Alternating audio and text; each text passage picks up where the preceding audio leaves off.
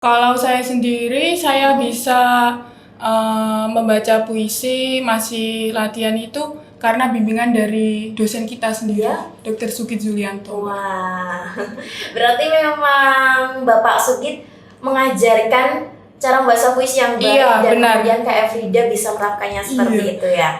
Kalau orang bilang aku nggak bisa nulis, itu sebuah kesalahan Iya, ya. benar. Harusnya dia belajar Iya, biar benar. bisa gitu, tidak menyerah di awal, Iya. tapi harus mencoba terlebih Iya. dahulu.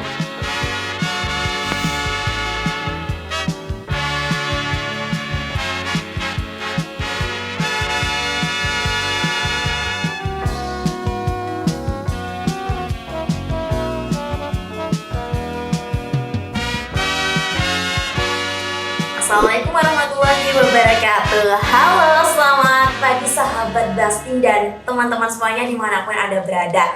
Berjumpa kembali dalam Himpropcast, Himpropsi Podcast. Luaskan informasi, bangunkan motivasi, semangat menjadi inspirasi. Sebelumnya perkenalkan, saya Estin Arum Satyani, akrab disapa Arum, yang tentunya akan menemani kalian untuk ngobrol-ngobrol santai di sini. Dan sahabat Bastin semuanya dimanapun Anda berada, apa kabar nih? Semoga baik dan tetap semangat ya pastinya. Akhir pekan, sahabat Bastin kesibukannya apa nih? Mungkin ada yang bingung ya mau ngapain, daripada bingung nih, mending dengerin Arum dan dua narasumber kita nantinya untuk mencari tahu lebih banyak tentang ilmu-ilmu nih. Kalau edisi yang lain kita udah bahas tentang bahasa nih. Pada kali ini kita akan lebih terfokus tentang karya sastra karena kita adalah dari Prodi Pendidikan Bahasa dan Sastra Indonesia. Nah, teman-teman, ngomong-ngomong tentang karya sastra, pastinya teman-teman tahu lah ya tentang membaca puisi. Membaca puisi bakalan menarik kalau kita juga melakukan intonasi dan penghayatan ketika membaca puisi. Kemudian tentang nulis cerpen, teman-teman, kalau nulis cerpen kita juga harus bisa namanya membuat ide, mencari ide, dan kemudian bagaimana mengaplikasikannya dalam cerita sehingga pembaca cerpen penasaran nih tentang kelanjutan alur cerita yang kamu buat. Nah, karena kali ini sudah Arum katakan ya tadi mengenai cerpen dan juga baca puisi, berarti dua narasumber kita kali ini adalah orang yang handal dalam bidang itu. Nah, narasumber pertama kita kali ini ada Kak Efrida nih. Jadi Kak Efrida ini adalah peraih juara harapan baca puisi Pekan Bahasa dan Sastra tahun 2022. Kak Efrida, halo, selamat pagi. Halo, selamat pagi Mbak Arum. Kak Efrida, kabar baik ya hari ini? Alhamdulillah. Baik. Nah, Kak Efrida, bagaimana sih rasanya ketika dipanggil menjadi juara nih saat menjuarai baca puisi pada ajang Pekan Bahasa kemarin? Tapi sebelum itu boleh nih Kak Efrida berkenalan dulu kepada teman-teman semuanya tentang siapa sih Kak Efrida? Baik, sebelumnya selamat pagi teman-teman. Izinkanlah saya memperkenalkan diri. Nama saya Efrida Quratul A'yun, mahasiswi Prodi Pendidikan Bahasa dan Sastra Indonesia angkatan 2021. Salam kenal semuanya. Kemudian bagaimana perasaan Kak Efrida ketika dipanggil menjadi juara? Perasaan saya tidak menyangka, Mbak. Wah, tidak menyangka ya? Dan tentunya bahagia. Bahagia pastinya ya. Siapa sih yang tidak bahagia ketika dipanggil menjadi juara? Waduh, seperti apa yang sudah kita usahakan itu memang benar-benar berbuah manis gitu. Nah, di sampingnya Kak Efrida nih, ada narasumber yang lain kita. Kak Efrida mungkin sudah kenal ya, tadi kan sudah berbincang-bincang. Nah, narasumber yang kedua kita ini adalah peraih juara 3 Lomba Cipta Cerpen Olympus UNS tahun 2022. Ada Kak Lutfatunisa. Halo Kak Lutfatunisa, selamat pagi. Selamat pagi. Ya, kabar baik? Alhamdulillah. Kak Lutfatunisa ini akrab disapa Kak Lulu ya. Iya. Nah, Kak Lulu, boleh nih berkenalan dulu kepada teman-teman semua. Oke, sebelumnya makasih banget udah diundang ke podcast yang super gokil ini. Iya. Perkenalkan, nama saya Lutfatunisa, biasa dipanggil Lulu. Saya adalah mahasiswi program studi Pendidikan Bahasa dan Sastra Indonesia angkatan 2022. Asal daerahku Pemalang dan sekarang ngekos. Oke, berarti dekat ya dengan kampus sekarang tempat tinggalnya. Nah, sebagian dari teman-teman mungkin ada yang menganggap nih ya, kalau membaca puisi dan menulis cerpen itu adalah hal yang monoton dan membosankan. Tapi nyatanya dengan membaca puisi dan menulis cerpen, dua narasumber kita ini bisa menorehkan prestasi-prestasi yang sangat membanggakan pastinya. Hanya dengan puisi dan cerpen. Itu adalah karya sastra ya teman-teman, yang ternyata bisa menghasilkan hal-hal yang membanggakan untuk kita. Nah, karena dua narasumber kita mumpung hadir di sini ya, sebagai seorang juara membaca puisi dan juga juara menulis cerpen, boleh nih Arum bertanya-tanya kepada Kak Efrida dan juga Kak Lulu. Pertama, Arum mau bertanya dulu deh ke Kak Efrida. Iya, Kak silakan. Efrida, bagaimana sih Kak kita bisa bersastra di era milenial menurut pandangan Kak Efrida? Mungkin Kak Efrida bisa menjawabnya. Ya, baik. Jadi menurut saya, era milenial merupakan era kemudahan dalam segala aspek kehidupan, khususnya bagaimana kita berkreasi, bersastra dengan dapat dilihat dari pengalaman-pengalaman hidup kita sehari-hari. Nah, tentunya dalam hal ini kita juga bisa menulis cerpen, puisi, pantun, ataupun yang lain. Nah, dari pengalaman-pengalaman tersebut itu menjadi salah satu pemantik kita untuk menghasilkan sebuah karya sastra. Kemudian, menurut saya, era milenial merupakan era di mana media sosial menjadi fokus utama para generasi muda. Nah, tentunya dalam hal ini, kita sebagai generasi muda mempunyai tantangan yang lebih khusus bagaimana cara memanfaatkan media sosial tersebut dengan kita selalu mengunggah karya-karya yang telah kita hasilkan. Jadi dapat disimpulkan bahwasanya bersastra di era milenial itu lebih fokus ke adanya kemauan, Mbak. Adanya kemauan, terus habis itu dengan adanya respon di sekitar, terus muncul ide-ide yang dapat kita tuliskan, goreskan dalam bentuk sebuah karya sastra. Mungkin begitu. Oke, seperti itu tanggapan dari Kak Efrida tentang bersastra di era milenial.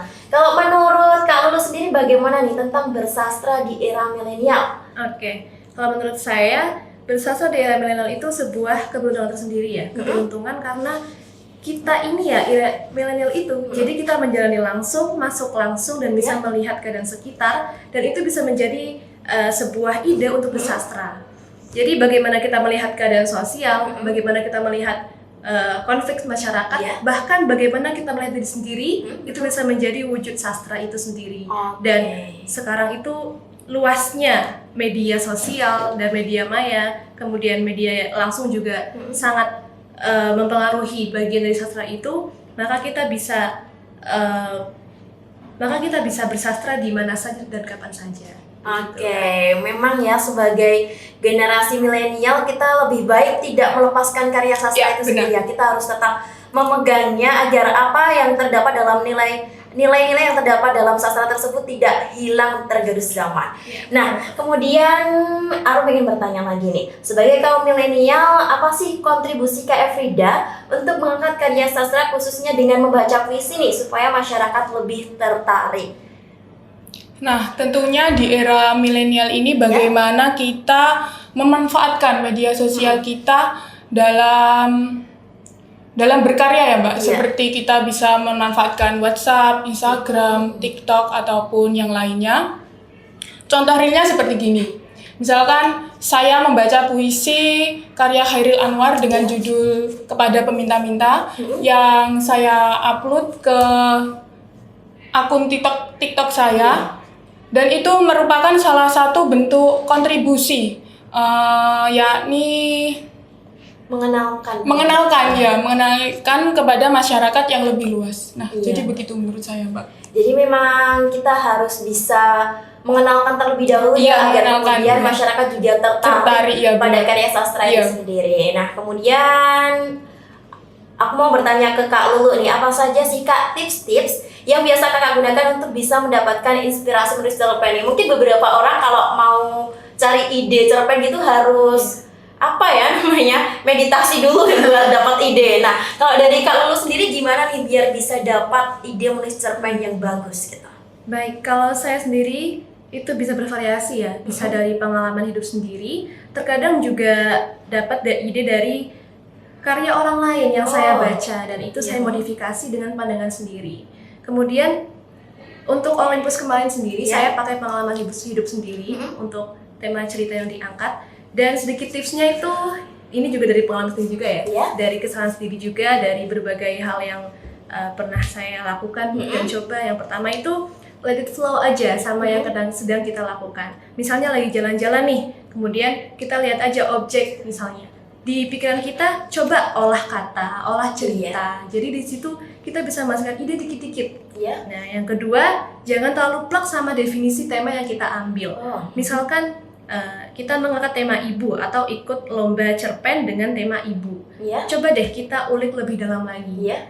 Dari definisi ibu itu, apa sih yang bisa diangkat dengan tema yang nggak mainstream? Jadi pesan yang disampaikan akan lebih khusus. Karena kalau misal kita hanya terpaku sama definisinya, definisi ibu, maka itu kan akan terlalu luas. Iya. Jadi pembahasannya akan kemana-mana, walaupun bingkainya masih di tema ibu. Iya. Begitu. Dan yang ketiga adalah yang terpenting ini, wawasan pengetahuan. Menurut saya sendiri, ide cerpen yang baik itu harus dibarengi dengan wawasan ya, yang luas. Karena itu dapat membantu kita bagaimana kita merangkai alur, merangkai kata-kata agar menjadi suatu karakter yang utuh di dalam suatu cerpen. Iya. Jadi intinya pengalaman, jangan terpaut, dan juga wawasan. Iya. Nah, itu tadi teman-teman bisa diterapkan ya, bagaimana sih cara mendapat ide untuk menulis cerpen. Nah, aku pengen bertanya lagi nih ke Kak Efrida, apakah Kak Efrida itu ketika mau membaca puisi itu memang diperlukan latihan-latihan khusus seperti itu? Tentu saja, Mbak. Tentu saja. Kemudian Mbak Efrida latihannya bagaimana dan dengan siapa atau dilakukan otodidak seperti itu? Kalau saya sendiri, saya bisa membaca puisi, masih latihan itu karena bimbingan dari dosen kita sendiri, Ya. Dr. Sugit Zulianto. Wah, berarti memang Bapak Sugit mengajarkan cara membaca puisi yang baik, Iya, dan benar. kemudian Kak Efrida bisa menerapkannya seperti Iya. itu ya. Tentu saja karena semua orang itu bisa membaca puisi. Iya. Tetapi tidak semua orang bisa memahami, menghayati dari makna puisi yang tersebut. Nah, sehingga perlu adanya pembacaan berulang-ulang, Mbak. Pembacaan berulang-ulang, perenungan bahwasanya sebuah teks lahir dari sebuah konteks. Oh, Jadi, para sastrawan, penulis sastra itu bisa menghasilkan sebuah karya itu salah satunya dari respon sekitar, dari pengalaman beliau. Nah, jadi sudah sepantasnya apabila kita membaca puisi, sebelumnya kita juga mengetahui makna yang terkandung sehingga kita bisa memahami apa sih tujuan yang ingin disampaikan penulis dalam puisi tersebut. Iya. Mungkin begitu, Kak. jadi intinya dipahami dulu maknanya, Iya, benar. baca berulang-ulang, Iya. kemudian baru kita bisa Iya. menghayati ketika membaca Benar, Kak. puisinya. Terima kasih. Nah, kemudian aku pengen bertanya lagi ke Kak Lulu nih. Kak Lulu, kira-kira tantangan apa saja nih yang dihadapi ketika menulis cerpen dan bagaimana cara mengatasinya? Iya, kalau saya sebagai pemula, tentunya tantangannya masih banyak sekali ya, Kak. Ya, Contohnya yang paling besar itu dari diri sendiri. dari diri sendiri Ya, malah. bagaimana cara memfokuskan pikiran, bagaimana merangkai kata, merangkai alur, bagaimana mengurangi rasa malas, dan bagaimana cara konsisten untuk membentuk cerita dengan karakter yang utuh sampai selesai. Ya. Itu jadi tantangan yang menjadi utama ya, Kak, dalam pengembangan diri saya.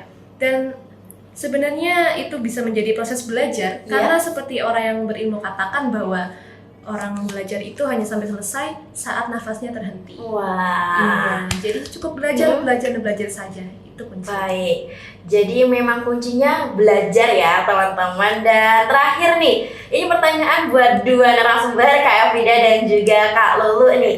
Kira-kira pesan apa nih yang bisa kakak-kakak sampaikan kepada kaum muda, kaum milenial ini supaya dapat termotivasi untuk berkarya lebih banyak lagi, dan bagi yang sudah berkarya agar tetap konsisten dalam berkarya, khususnya tentang puisi dan juga cerpen ya.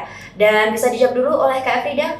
Baik, karya merupakan sebuah media aktualisasi diri, Mbak.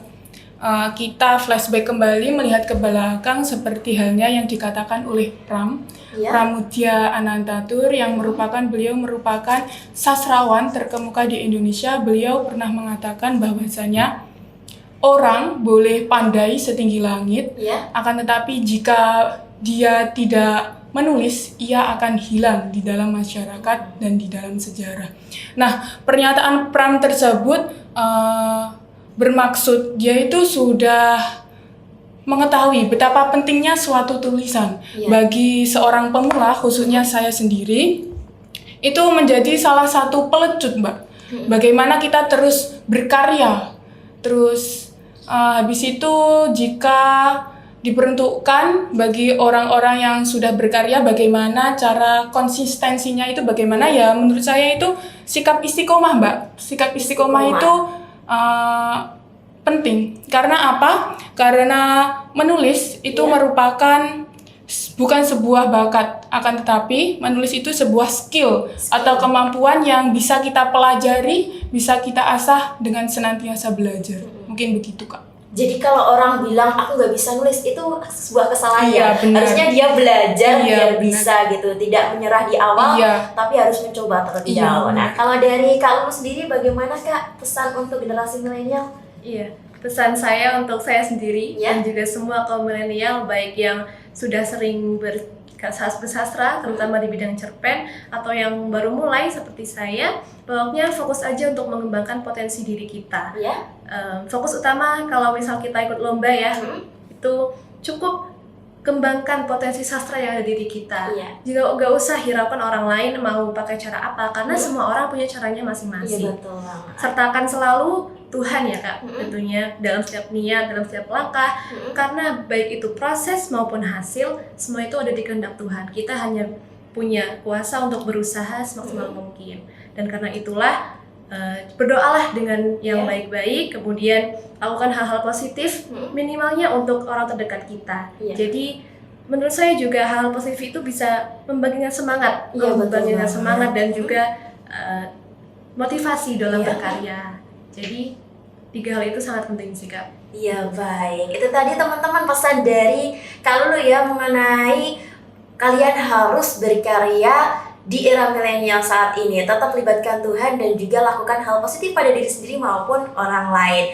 Nah, ngomong-ngomong kita ada iklan dulu nih teman-teman. Himpropcast kali ini kita akan mengenalkan tempat yang kita pakai ini. Sangat nyaman ya tempatnya kali ini. Dan kali ini Kak, kita sedang berada di Shopee Solo Teknopark. Shopee Solo Teknopark ini diresmikan pada 6 Desember 2021 langsung oleh Menteri Koperasi dan UKM Teten Mas Duki dan juga Wali Kota Surakarta Gibran Rakabuming Raka serta Direktur Shopee Indonesia Handika Cahya. Shopee Solo Teknopark adalah kawasan terpadu yang terdiri dari Shopee Creative and Innovation Hub, kemudian Garena Gaming dan Communication Hub, serta Shopee Outdoor Area. Informasi lengkap mengenai cara booking, meeting room, dan event space dapat langsung menghubungi tautan di shopee.co.id/Shopee Solo Teknopark.